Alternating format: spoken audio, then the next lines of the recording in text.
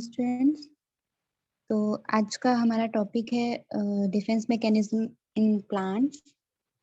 तो पहले हमने देख लिया है infection, survival, dispersal, role of toxins, role of enzymes, ये सब। तो अब हम डिफेंस मैकेनिज्म देखेंगे। डिफेंस क्या होता है?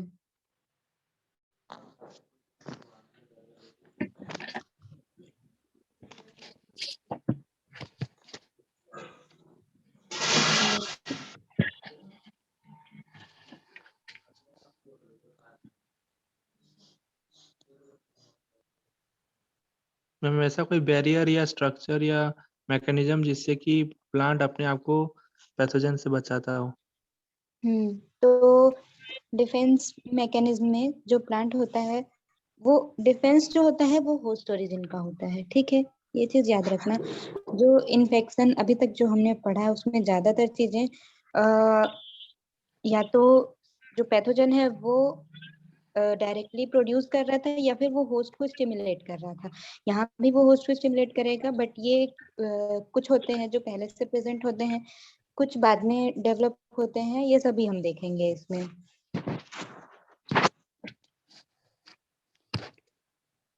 In general, plants defend themselves against pathogen by two ways: structural or morphological characteristics that act as physical barrier in biochemical reactions that take place in cells and tissues that are either toxic to the pathogen or create conditions that inhibit the growth of the pathogen in the plant. तो क्या होता है कि जो host होता है या plants होते हैं, वो मेनली दो तरीके से डिफेंड करते हैं पैथोजन को।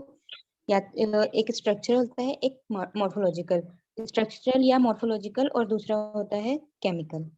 ठीक है, तो इन दो तरीके से डिफेंड करते हैं।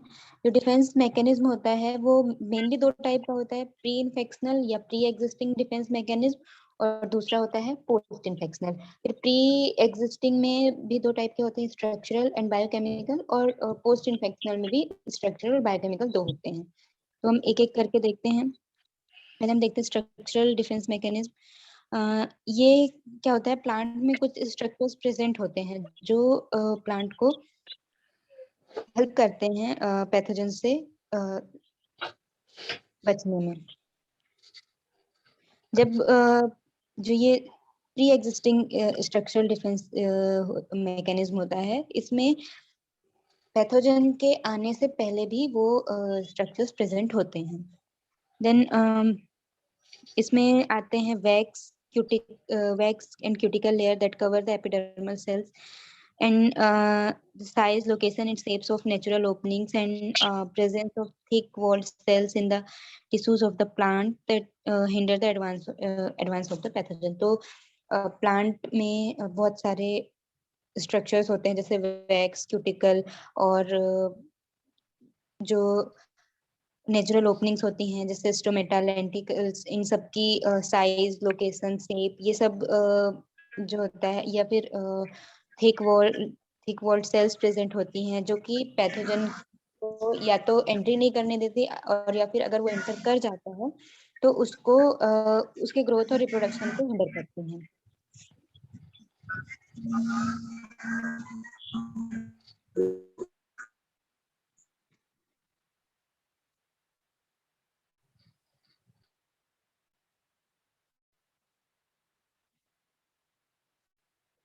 ओके, फर्स्ट हम देखते हैं waxes on leaf and fruit surfaces form a hydrophobic और water repellent surface, preventing the germination of fungi and multiplication of bacteria. तो जनरली जो पैथोजेंस होते हैं उनको मॉइस्चर की जरूरत होती है जर्मिनेशन के लिए। जो फंजाई को मेनली, फंजाई के जो वो होते हैं, स्पोर्स होते हैं, उनको जर्मिनेशन के लिए मॉइस्चर की जरूरत पड़ती है। बैक्टीरिया को मल्टीप्लिकेशन के लिए पड़ती है। तो जो लीफ और फ्रूट्स वगैरह होते हैं उनमें वैक्स की कोटिंग होती है या वैक्स लेयर होती है, जो कि एक हाइड्रोफोबिक नहीं होगा कि जो हाइड्रोफोबिक पोर्शन होता है, फोबिक मतलब डर, तो हाइड्रोफोबिक पोर्शन वाटर रिपेलेंट होता है। तो ये मॉइस्चर को इकट्ठा नहीं होने देता है सरफेस पे, जिसके कारण उनका जर्मिनेशन नहीं हो पाता। ये जो प्री एग्जिस्टिंग स्ट्रक्चरल डिफेंस होता है, ये फर्स्ट लाइन ऑफ डिफेंस माना जाता है। और जो ये प्री एग्जिस्टिंग स्ट्रक्चरल डिफेंस होता है,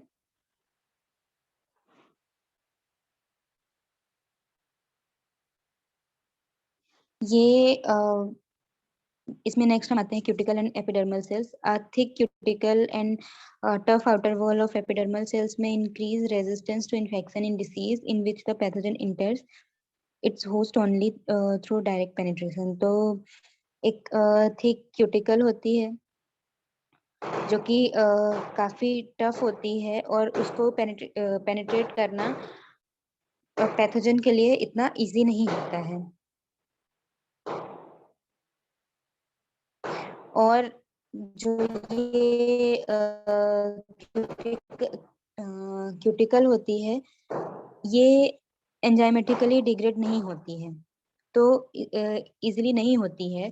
तो पैथोजन को एंटर करने के लिए इसको पेनिट्रेट करना पड़ता है। Example, disease resistance in barberry species infected with Puccinia graminis tritici has been attributed to the tough outer epidermal cells with a thick cuticle. तो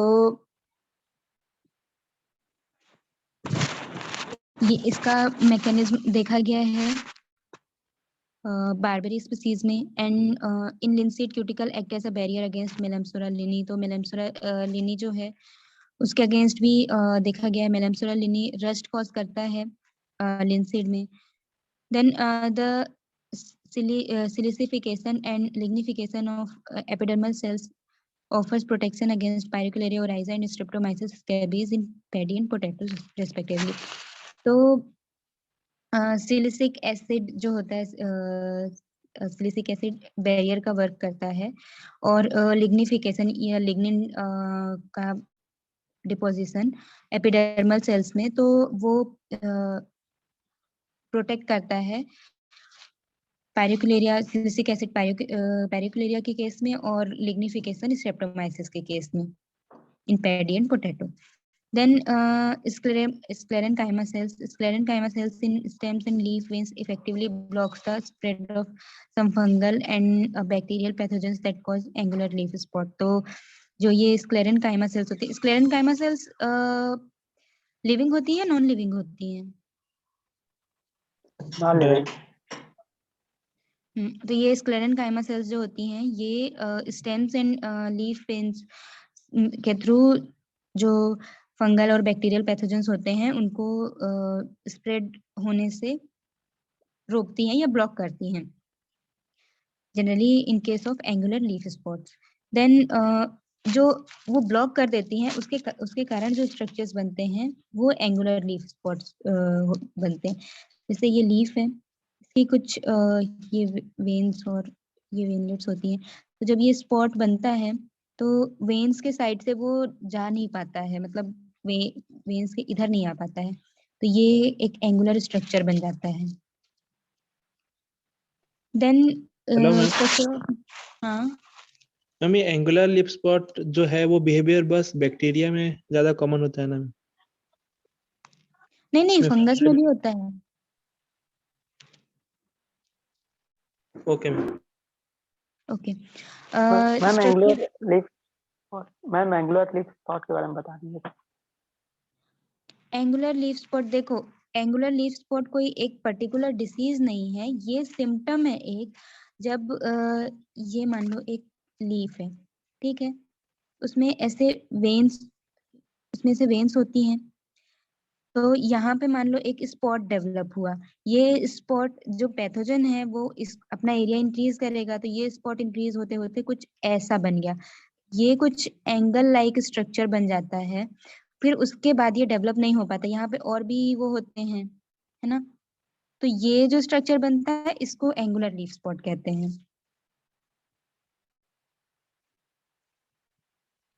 hello, okay thank you. Then structure of natural openings. Stomata first आता है, Most of the pathogens enter plants through natural openings. Some pathogens like stem rust of wheat can enter its host only when the stomata are open. The wheat varieties cultivar Hope, in which stomata open late in the day, are resistant as the germ tubes of the spore germinate in the night. Dew desiccate owing to evaporation of the dew before stomata begin to open. तो हमने देखा था fungi और bacteria के cases में, कुछ cases में कि जो पैथोजन है वो जनरली इंटर करता है, और इन्फेक्शन वाले में भी देखा कि नेचुरल ओपनिंग्स को प्रेफर करते हैं, वुंड्स को प्रेफर करते हैं. तो पैथोजन जब स्टोमेटा ओपन होते हैं तो इंटर करते हैं, और जो वीट का स्टेम रस्ट होता है वो तभी इंटर करता है जब स्टोमेटा ओपन होते हैं.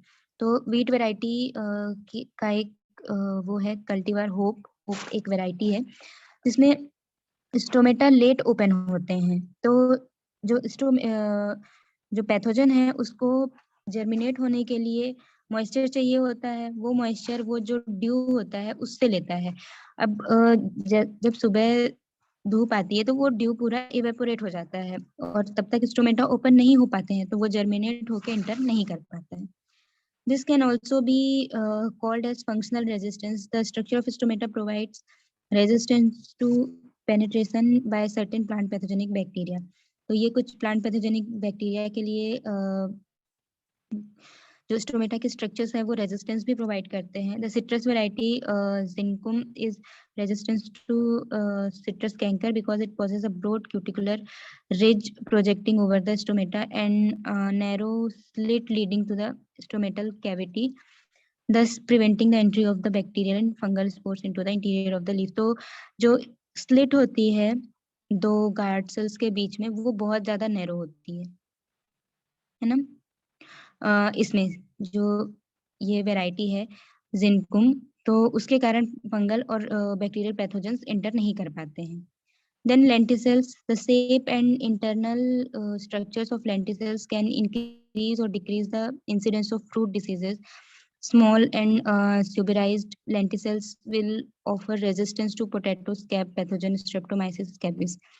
तो जो lenticels होते हैं इनका शेप और उनका जो इंटरनल स्ट्रक्चर होता है वो भी इंक्रीज करता है या डिक्रीज भी करता है पैथोजन के जो पैथोजन की एंट्री को. जो स्मॉल और सुबेराइज में एक सुबेरिन लेयर होती है, उस अगर लेयर्ड है तो वो ज्यादा रेजिस्टेंट ऑफर करता है. अगर लेंटिसल्स छोटे छोटे हैं तो पैथोजन उसके थ्रू एंटर नहीं कर पाता है in Streptomyces scabies. Then post infectional structural defence. अभी हम सिर्फ स्ट्रक्चरल डिफेंस पढ़ रहे हैं. तो post infectional structural defence mechanism और इंड्यूस्ड स्ट्रक्चरल डिफेंस बैरियर्स. तो पोस्ट प्री इन्फेक्शनल या प्री एग्जिस्टिंग में क्या होता है कि पहले से वो स्ट्रक्चर्स प्रेजेंट होंगे, लेकिन पोस्ट इन्फेक्शनल में जब कोई पैथोजन एंटर करेगा उसके बाद प्लांट स्टिमुलेट होगा और फिर वो ऐसे स्ट्रक्चर्स बनाएगा. तो जैसे ह्यूमन बॉडी में भी ऐसा होता है. तो जैसे जो हमारा स्वेट है या फिर जो हमारा सलाइवा है वो पैथोजन को एंटर करने से रोकता है. तो ये प्री एग्जिस्टिंग हो गए. और जब हमको कोई चोट लग जाती है तो फिर वो जो WBCs का स्ट्रक्चर बनता है वो देन पोस्ट इन्फेक्शनल है. देन इसमें आते हैं histological defence barriers. Histological defence barriers में आते हैं cork layers, abscission layer and tylosis. And cellular defence structures में हाइफल सीथिंग. तो सबसे पहले हम देख लेते हैं cork layer. Infection by fungi, bacteria, some viruses and nematodes induce plants to form several layers of cork cells beyond the point of infection and inhibits the further invasion by the pathogen beyond the initial lesion and also blocks the spread of toxin substances secreted by pathogen. क्या होता है जैसे कि मान लो ये एक tissue है, इसमें बहुत सारी सेल्स हैं, ठीक है. तो इनमें से मान लो इस पोर्शन के कुछ सेल्स में इन्फेक्शन हुआ है, तो यहाँ से वो थोड़ा दूर से कॉर्क लेयर डेवलप होगी। अब ये कॉर्क लेयर डेवलप होके कभी कभी ऐसा हो जाता है कि यहाँ से फिर ये पूरा इन्फेक्ट होके डिटैच भी हो जाता है, और इस कॉर्क लेयर के कारण ये जो पैथोजेंस है वो यहाँ नहीं जा पाते हैं, और या फिर ये जो टॉक्सिन सिक्रीट करेंगे वो इन सेल्स तक नहीं जा पाएगा। तो वो ये जो कॉर्क लेयर है एक बैरियर का काम करती है, और ये एक स्ट्रक्चर फॉर्म हो रहा है इसलिए ये स्ट्रक्चरल बैरियर में आता है। लेकिन ये कॉर्क लेयर तब फॉर्म होती है जब कि इन्फेक्शन हो जाता है। Then furthermore, cork layer stop the flow of nutrients and water from the healthy to the infected area and deprive the pathogen of nourishment. और फिर जब कॉर्क लेयर डेवलप हो जाती है तो उस पैथोजन को कोई भी न्यूट्रिएंट ये सब नहीं मिलते हैं होस्ट की तरफ से, तो वो पैथोजन फिर उसको न्यूट्रिएंट नहीं मिलते हैं तो वो भूखा हो जाता है, मर जाता है। Then example, potato tubers infected by Rhizoctonia prunus domestica, leaves attacked by Cocomyces प्रूनी फोरी, उनमें ये स्ट्रक्चरल कॉर्क लेयर का ये कॉर्क लेयर के थ्रू स्ट्रक्चरल डिफेंस के एग्जांपल्स है। ये कुछ ये है, इस डायग्राम में हम देख सकते हैं। ये जो है ये है कॉर्क लेयर, ठीक है। यहाँ पे ये माइसीलियम दिख रहे हैं, ये मतलब हेल्दी पोर्शन है। ये जो पोर्शन है ये डिसीज्ड पोर्शन है। तो यहाँ से ये जो लेयर डेवलप हुई, अब जो पैथोजन है वो यहाँ नहीं आ पाएगा, और पैथोजन को यहाँ से न्यूट्रिशन नहीं जा पाएगा, तो पैथोजन यहीं पे उसकी डेथ हो जाएगी, और ये पूरा जो एरिया है ये डिटैच हो जाएगा। तो इस मैकेनिज्म से जो प्लांट है वो पैथोजन से अपने आप को बचा पाएगा। Then abscission layer. An abscission layer consists of a gap formed between infected and healthy cells of a leaf surrounding the locus of infection due to the disintegration of the middle lamella of parenchymatous tissue. अब देखो इसमें थोड़ा ये I think visible नहीं है, अभी दिखेगा अच्छे से। ये जो है ये abscission layer बनती है, तो ये डिसीज्ड एरिया है, ये हेल्दी एरिया है। तो यहाँ के जो पेरेन्काइमेटस सेल्स होंगी ये डिसइंटीग्रेट हो जाएंगी, तो इनके बीच का जो ट्रांसलोकेशन है वो रुक जाएगा। तो इसके थ्रू जो पैथोजन है प्लांट है वो अपने आप को प्रोटेक्ट कर पाता है पैथोजन से। Gradually infected area shrivels, dies, and slows off, carrying with it the pathogen. Abscission layers are formed on young active leaves of the stone fruits affected by fungi, bacteria, or viruses.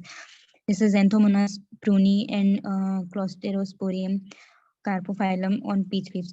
और पहले ये इनका translocation रुकेगा और फिर बाद में pathogen को वो नहीं मिलेगा, नोरिशमेंट नहीं मिलेगा, तो वो फिर पूरा वो पोर्शन की डेथ हो जाएगी और बाद में वो डिटैच हो जाएगा, उसके साथ पैथोजन भी बाहर चला जाएगा। देन टाइलोसिस, ये जो स्ट्रक्चरल डिफेंस है ये इम्पोर्टेंट है, अच्छे से पढ़ना। एक बार समझ लोगे तो फिर इसमें दिक्कत नहीं आएगी, और ये एग्जाम में पूछते हैं, ठीक है। ये क्वेश्चन ऐसे भी पूछ सकते हैं कि ये मतलब स्टेटमेंट वाले में कि tylosis pre structural defence mechanism है या पोस्ट स्ट्रक्चरल है या pre infectional chemical defence mechanism है। ऐसे टाइलोसिस पे क्वेश्चन आ चुका है आई थिंक। टाइलोसिस ऐसे ओवरग्रोथ होते हैं of the protoplast of adjacent living parenchymatous cells which protrude into xylem vessels through pits. इसमें टाइलोसिस में क्या होता है कि जो जाइलम वेसल्स होंगे, इस डायग्राम में दिख रहा है कि ये बहुत सारे टाइलोसिस बने हैं, ये जो ये स्ट्रक्चर्स दिख रहे हैं ये टाइलोसिस है। जब मान लो यहाँ पे कोई ये मान लो ये फंगल पैथोजन है, ठीक है, ये फंजाई है। अब ये फंजाई यहाँ पे है, अब ऐसा तो है नहीं कि यहीं पे लिमिटेड रहेगा, ये अपने स्पोर्स यहाँ भेजेगा। मान लो ये रूट पोर्शन है तो ये अपवर्ड डायरेक्शन में मूव करेगा, ट्रांसलोकेशन होगा न्यूट्रिशन वाटर वगैरह का। तो ये जो पेरेन्काइमेटस सेल्स होते हैं ये ऐसे स्ट्रक्चर्स फॉर्म करते हैं और ये पूरा एरिया ब्लॉक्ड हो जाता है, जिसके कारण जो पैथोजन है वो ज्यादा जगह ट्रांसलोकेट नहीं हो पाता है और फिर उसके कारण वो अपने आप को बचा पाते हैं। Tyloses have cellulosic walls and are formed quickly ahead of the pathogen and may clog the xylem vessels completely, blocking the further advance of the pathogen. In resistant varieties, in susceptible varieties, few or no tyloses are formed ahead of pathogen invasion. तो अगर resistant variety होगी तो pathogen के invasion से या pathogen के spread से पहले ही जो होस्ट है वो टाइलोसिस फॉर्म कर लेगा, और टाइलोसिस थिक वॉल्ड होते हैं तो उनको पूरी तरह वो ब्लॉक कर लेते हैं, और उनको पेनिट्रेट करना पैथोजन के लिए इतना इजी नहीं होता है। और अगर ससेप्टेबल वैरायटी है तो वो उतने इजीली टाइलोसिस फॉर्म नहीं कर पाते, जिसके कारण पैथोजन का इन्वेजन हो जाता है। Tylosis form in xylem vessels of most plants under invasion of most of the vascular wilt pathogens. तो टाइलोसिस विल्ड पैथोजेंस में फॉर्म होते हैं, टाइलोसिस मेनली जाइलम वेसल्स में ही फॉर्म होते हैं, ठीक है। देन हम आते हैं सेलुलर डिफेंस स्ट्रक्चर में। तो सबसे पहले देखते हैं hyphal sheathing. The hypha penetrating the cell wall and growing into the cell lumen are enveloped by a cellulosic sheath callus formed by extension of cell wall which become infused with phenolic substance and prevents further spread of the pathogen। इसमें क्या होता है कि जो Haifa होता है, Haifa के जो हाइफा का पोर्शन होता है जो इंटर करता है सेल में, उसके सराउंडिंग ही, जैसे वायरस में एनवेलप बनता था वैसे इसमें भी एक एनवेलप बन जाएगा उसके सराउंडिंग हाइफा के, और वो सेलुलोज या कैलोज का होता है, जो कि उसको फर्दर वो करने फर्दर बढ़ने से या न्यूट्रिशन लेने से रोकता है। एग्जाम्पल है फ्यूजेरियम ऑक्सीस्पोरम फॉर्मा स्पेसिस लिनी।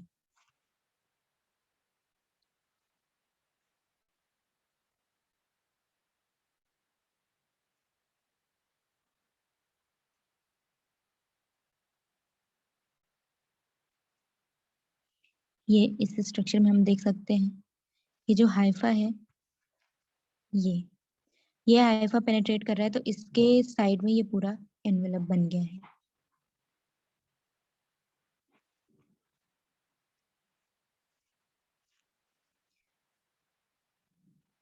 नेक्स्ट हम आते हैं बायोकेमिकल डिफेंस मैकेनिज्म।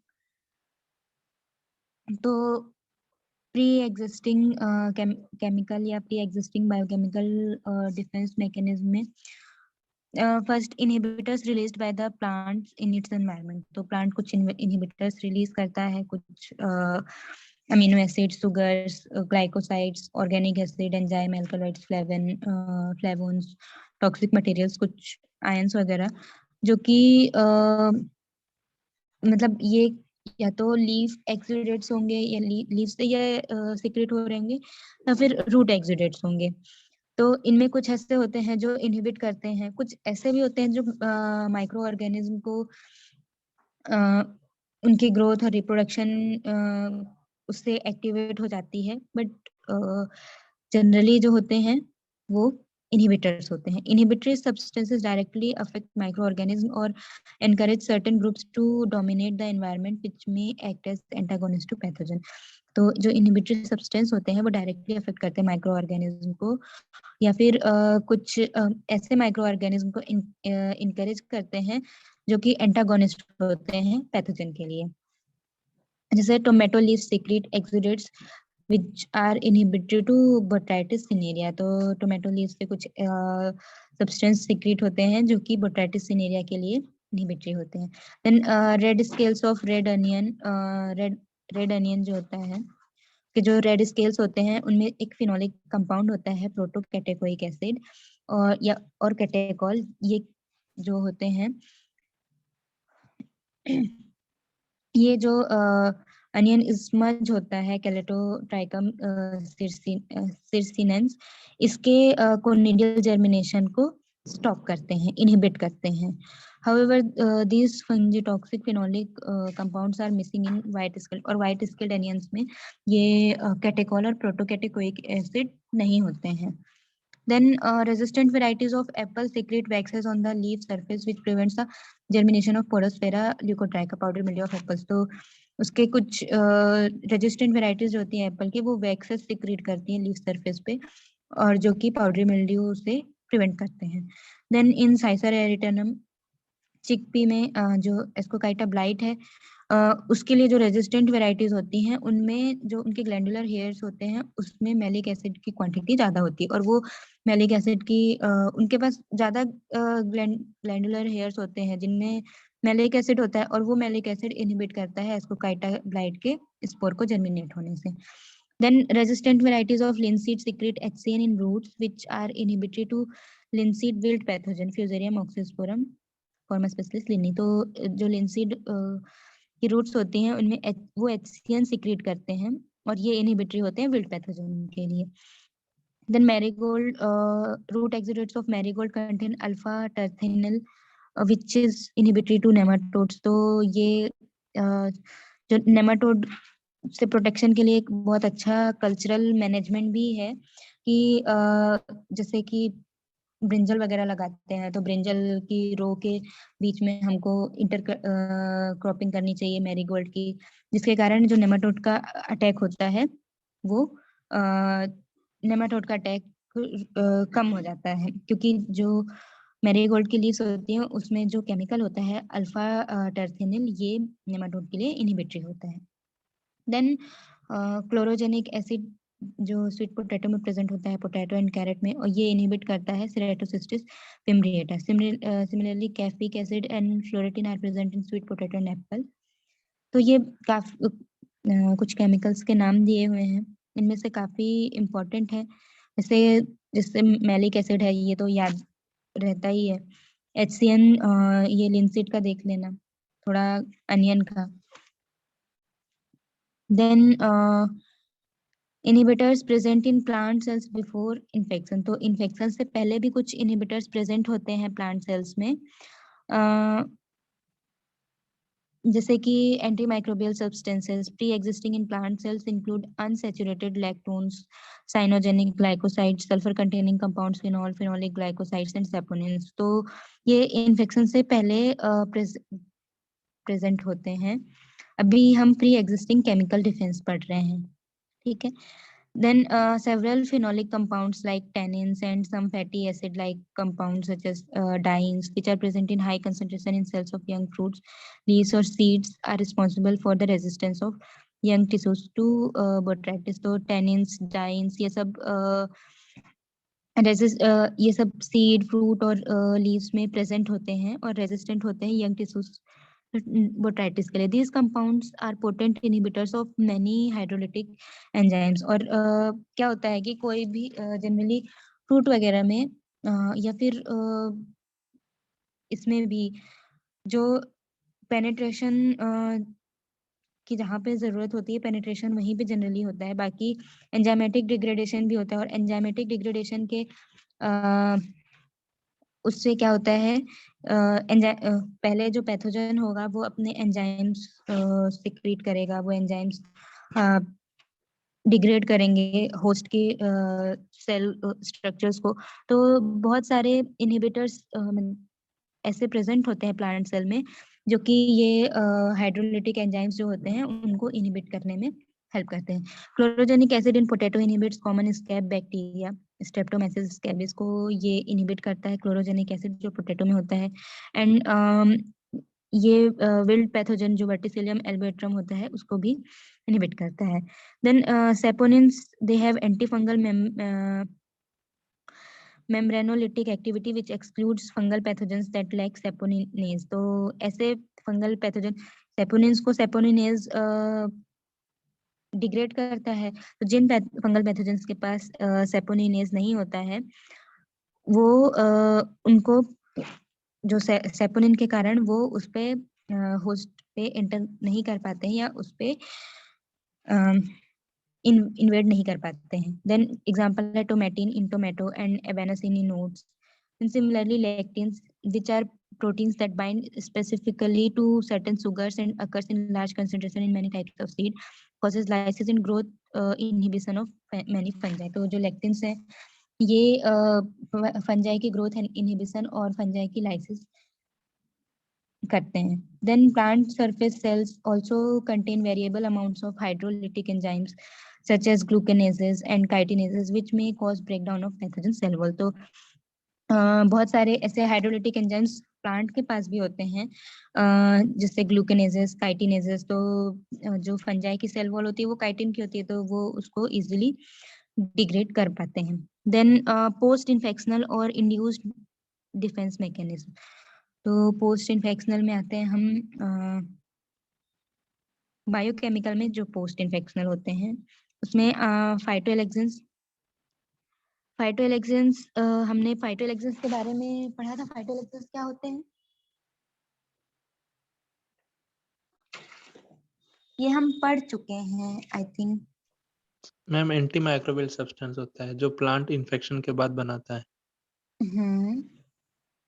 मतलब उसके एग्जांपल एग्जांपल मैम जैसा सोलेनिन था पोटैटो में, और ये क्या साइटिन टाइप का कुछ था सर पी में सर, और एक भी पिसैटिन, हाँ जो भी तुम प्रोनाउंस करो। रेसिटिन होता है पोटैटो में। इस पे क्वेश्चन आ चुका रेसिटिन हो गए। है। Then Mueller and Berger first used the term phytolexins for fungistatic compounds produced by plant in response to injury or infection. तो Mueller and Berger ने first time पे ऐसे fungistatic compounds जो कि फंजाई के अगेंस्ट या प्लांट में जो इंजरी हो रही थी उसके अगेंस्ट प्रोड्यूस हुए थे, उनको फाइटोलेक्सिन का नाम दिया था। Phytoalexins are toxic antimicrobial substance produced in appreciable amounts in plants only after stimulation by phytopathogenic microorganism or by chemical or mechanical injury. तो फाइटोलेक्सिन्स जो होते हैं वो टॉक्सिक एंटीमाइक्रोबियल सब्सटेंस होते हैं। ये आफ्टर स्टिमुलेशन प्रोड्यूस होते हैं, और स्टिमुलेशन फाइटोपैथोजेनिक भी हो सकता है या केमिकल और मैकेनिकल इंजरी के उसमें भी ये प्रोड्यूस होते हैं। Phytolexins are not produced by uninfected healthy plants but produced by healthy cells adjacent to localized damage or necrotic cells in response to materials diffusing from the infected cells. तो ये जो phytolexins हैं ये जो uninfected healthy plants हैं वो produce नहीं करते हैं, लेकिन ऐसी हेल्दी सेल्स प्रोड्यूस करती हैं जो डिसीज्ड या डैमेज्ड या नेक्रोटिक सेल्स के पास में होंगी या उसके एडजेसेंट होंगी, और वो इस रिस्पॉन्स में करती हैं कि जो डिसीज सेल में जो पैथोजन या इन्फेक्टेड सेल्स से कोई भी मटेरियल डिफ्यूज ना हो हेल्दी सेल में। These are not produced during compatible biotrophic infection. तो कंपैटिबल बायोट्रोफिक इन्फेक्शन क्या होंगे?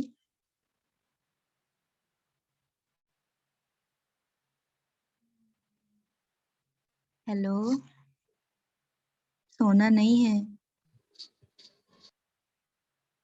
देखो जो अभी हमने पढ़ा ना माइकोराइजा, ये सब कंपैटिबल बायोट्रोपिक इन्फेक्शंस होते हैं। हमने देखा था ना माइकोराइजा भी एक इन्फेक्शन है ना। तो उस केसेस में क्योंकि वहां भी तो पैथोजन एंटर कर रहा है तो वहां पे भी होना चाहिए ना, बट उन केसेस में फाइटोलेक्सिन्स प्रोड्यूस नहीं होते हैं। ठीक है। देन फाइटोलेक्सिन्स बायोट्रोपिक इन्फेक्शन ये और एक बार बता दीजिए। ये कंपैटिबल बायोट्रोपिक इन्फेक्शन ये नहीं समझ आया। जो ऐसे इन्फेक्शन जिसमें दोनों का मतलब प्लस प्लस जो रिलेशनशिप है। Okay ma'am, yes ma'am, symbiosis वाला। हाँ, सिम्बायोसिस और माइकोराइजा फॉर्मेशन ये सब। Then phytolexins accumulate around both resistant and susceptible necrotic tissues. However, resistance occurs when one or more phytolexins reach a concentration sufficient to restrict pathogen development. तो जो phytolexins का accumulation होता है ये resistant और susceptible necrotic tissues दोनों के around होता है, और resistance तभी उस tissue पे होता है जब वो फाइटोलेक्सिन का कंसंट्रेशन इतना हो जाए कि वो पैथोजन को रिस्ट्रिक्ट कर पाए मूवमेंट में। देन कुछ कैरेक्टरिस्टिक्स हैं फाइटोलेक्सिन्स के। Fungi toxic and bacteriostatic at low concentration. तो ये फंगी टॉक्सिक और लो कंसंट्रेशन पे फंगी टॉक्सिक एंड बैक्टीरियोस्टैटिक होते हैं। Produced in host plant in response to stimulus and metabolic products. तो ये होस्ट प्लांट में आफ्टर स्टिमुलेशन प्रोड्यूस होते हैं, हेल्दी प्लांट्स में एब्सेंट होते हैं। Remain close to the site of infection. जो इन्फेक्शन साइट होगी उसके आसपास ही होंगे, पूरे प्लांट में नहीं जाएंगे। then produced in quantities proportionate to the size of inoculum. तो जितना पैथोजन का इनोकुलम के लिए जितना अमाउंट जरूरी होगा उतना ही प्रोड्यूस होगा, उसी के proportionate. then produced in response to the weak or non pathogens, then pathogens. Okay, जो वीक और नॉन जो ये जनरली जो वीक पैथोजेंस होते हैं या जो ज्यादा विरुलेंट नहीं होते हैं उनके रिस्पॉन्स में प्रोड्यूस होता है. Produced with in 12 to 14 hours reaching peak around 24 hour after inoculation. तो 12 to 14 आवर्स के अंदर वो प्रोड्यूस होता है और 24 आवर्स के आसपास वो पीक कंसंट्रेशन पे होता है. Host specific rather than pathogen specific. तो ये होस्ट स्पेसिफिक होते हैं, पैथोजन स्पेसिफिक नहीं होते हैं. तो होस्ट स्पेसिफिक जैसे पी में पिसेटिन, जो फाइटोलेक्सिन है पिसेटिन होता है जनरली पैथोजन मोनेलिनिया फ्रैक्टिकोला के against. Then phaseolin in French bean, Sclerotinia fructigena, then rishitin in potato for Phytophthora infestans, then gossypol in cotton, cicerin in Bengal gram, ipomeron in sweet potato, and capsido in pepper. Then sensitive response. The hypersensitive sensitivity term it was given by first used by Stackman in wheat infected by rust fungus Puccinia graminis. तो hyper sensitive term जो था वो first use किया था स्टैकमैन ने. The hypersensitive response is a localized induced cell death in the host plant at the site of infection by pathogen, thus limiting the growth of pathogen in the infected plant part. Hypersensitive response is seen as water-soaked large factors which subsequently become necrotic and collapse. इसमें क्या होता है, मान लो अगर ये एक leaf है, अब यहाँ पे एक पोर्शन जो है ये अफेक्टेड है, मान लो कि ये पूरी पूरी लीफ अफेक्टेड है, तो पैथोजन जो होस्ट होगा वो रिस्पॉन्स तो करेगा और ये जो एरिया है ये पूरा इसकी डेथ हो जाएगी. ठीक है, तो उसके कारण जो पैथोजन है वो भी स्टार्वेशन के कारण उसकी डेथ हो जाती है. Hypersensitive response occurs only in incompatible host pathogen combination. Hypersensitive response may occur whenever virulent strains or races of pathogen are injected into non-host plants or into resistant varieties, and when avirulent strains or races of pathogens are injected into susceptible cultivars. तो ये incompatible host pathogen combination में ही होता है, compatible में नहीं होता है. और जनरली अगर विरुलेंट स्ट्रेन को नॉन होस्ट प्लांट में अगर इंट्रोड्यूस किया जाए, इंजेक्ट किया जाए या फिर ए विरुलेंट को ससेप्टेबल में किया जाए तो हाइपर सेंसिटिव रिस्पॉन्स देखने को मिलता है. Then hypersensitive response is initiated by the recognition of specific pathogen produced signal molecules known as elicitors. तो जो पैथोजन है वो कुछ elicitors प्रोड्यूस करते हैं जिसके कारण hypersensitive response देखने को मिलता है. Recognition of the elicitors by the host results in altered cell functions leading to the production of defense related compounds. तो जब elicitors host recognize कर लेता है तो फिर कुछ defense related compounds produce करता है. The most common new cell function and compound include a rapid burst of oxidative reaction. तो oxidative reaction rapidly burst हो जाती है, increased ion movement, especially potassium and hydrogen ion through cell membrane, and disruption of membranes and loss of cell compartmentalization, cross-linking of phenolics with cell wall components and stretching of plant cell wall. तो ये कुछ response है जो hypersensitivity response के under host show करता है. Production of antimicrobial substances such as phytoalexin and pathogenesis related proteins such as chitinases. Then cellular response during hypersensitive response in many host pathogen combination. As soon as the pathogen establishes contact with the cell, the nucleus moves toward the invading pathogen and soon disintegrate. तो host pathogen बहुत सारे host pathogen combination में देखा गया, जैसे जैसे जो pathogen है वो कांटेक्ट एस्टेब्लिश करता है सेल से, जो न्यूक्लियस होता है it moves towards the invading pathogen. और ये जैसे अगर पैथोजन ये सेल है पैथोजन यहाँ कहीं पे, तो इसका न्यूक्लियस यहाँ मूव होगा और जाके इसके पास बर्स्ट हो जाएगा. Brown resin like granules form in the cytoplasm first around the point of penetration of pathogen and then throughout the cytoplasm. तो brown resin like granules form होते हैं साइटोप्लाज्म में, पहले सिर्फ पैथोजन या पेनिट्रेशन जहाँ से होगा वहां उसके अराउंड ही, और फिर पूरे साइटोप्लाज्म में. As the browning discoloration of the cytoplasm continues and death sets in, the invading hypha begins to degenerate and further invasion is stop. और फिर जो ये ब्राउनिंग डिस्कलरेशन होता है साइटोप्लाज्म का वो कंटिन्यू रहता है और सेल की डेथ हो जाती है.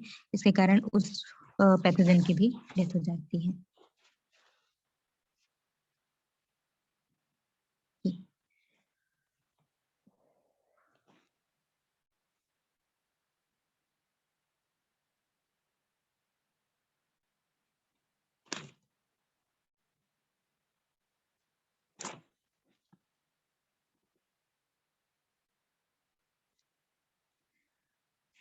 तो जैसे ये पैथोजन है, इंटर करने की कोशिश कर रहा है, ये न्यूक्लियस उसकी तरफ मूव किया, ये इसका हाइफा इंटर किया, बाद में ये जो न्यूक्लियस है ये गया उस सॉरी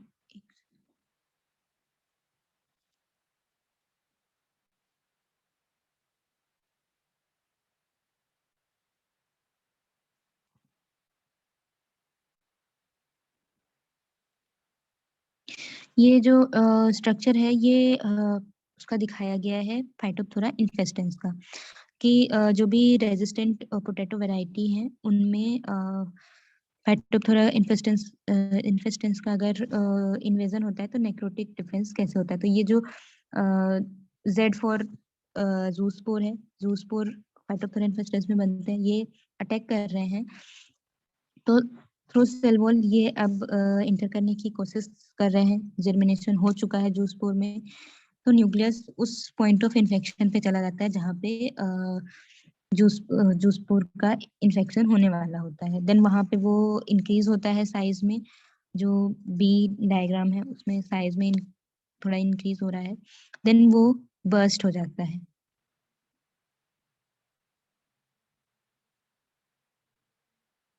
और ये जो ब्राउन डॉट्स दिख रहे हैं, ये जो डॉट्स होते हैं ये पूरे साइटोप्लाज्म में हो गए और ये बाद में इन्होंने पूरा का पूरा कवर कर लिया सेल को. और फिर ये इसका जो जेनेटिक मटेरियल था, इसका जेनेटिक मटेरियल पूरा अंदर आ चुका है. अब इसके पास वापस से ग्रो या फिर दोबारा से जर्मिनेट होने या डेवलप होने की कोई कंडीशन भी नहीं है.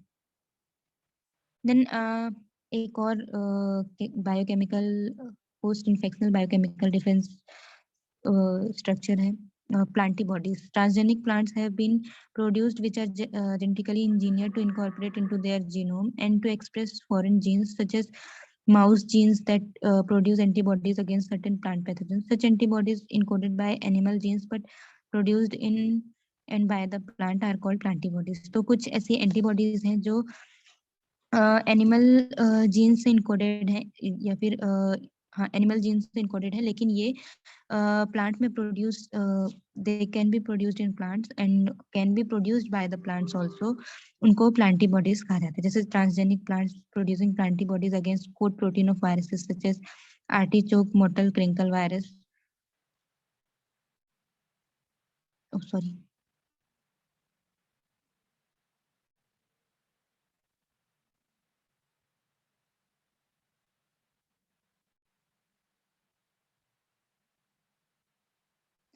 तो आज की क्लास हम यही खत्म करते हैं. नेक्स्ट क्लास में हम एपिडेमियोलॉजी पढ़ेंगे और डिसीज फोरकास्टिंग वगैरह पढ़ेंगे. Hello ma'am. हाँ मैम ये जो बेटी क्रिस्टल होता है बेटी कॉटन में, वो भी प्लांटीबॉडीज में होगा क्या? वो मतलब उसको प्लांट बॉडी बोल सकते हैं? हाँ बोल सकते हैं, क्योंकि वो भी एक मतलब वो, लेकिन वो उसको नहीं बोल सकते हैं क्योंकि वो फॉरेन जीन के उसमें तो एक्सप्रेस नहीं हो रहा है ना. मतलब प्लांट के अंदर तो एक्सप्रेस नहीं हो रहा है, वो तो इंसेक्ट के अंदर एक्सप्रेस हो रहा है. ओके, हाँ, yes sir, yes ma'am, yes ma'am. Hmm और मैम ये हाइपर सेंसिटिव रिएक्शन जो होता है ये बस बायोट्रोपिक पैथोजन में ही होता है क्या मैम? हाँ, जनरली उन्हीं में देखा गया है। Okay ma'am. एक्चुअली इस साल एक क्वेश्चन भी आया था, नहीं हाँ। 2020, तो थोड़ा का डाउट था। Okay. Thank you ma'am. Okay, thank you.